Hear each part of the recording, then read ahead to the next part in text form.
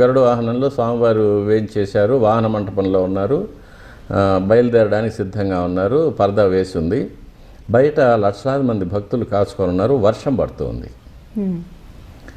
ఆ వర్షంలో కూడా కదలకుండా నిలుచుకున్నారు. అంతమంది జనము నిలుచుకొని ఉన్నారు స్వామివారి దర్శనం చేసుకోవడానికి.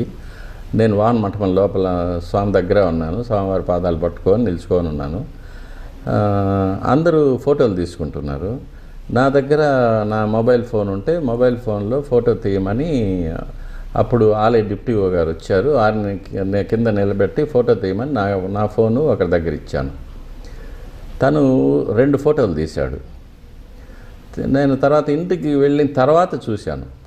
అందులో ఒక ఫోటోలో మటుకు నేను స్వామివారి పాదాలు పట్టుకున్నాను. అక్కడి నుంచి స్వామివారి కిరీటం వరకు, మలయప్ప స్వామివారి కిరీటం వరకు పూర్తిగా తెల్లటి ఒక జ్వాల.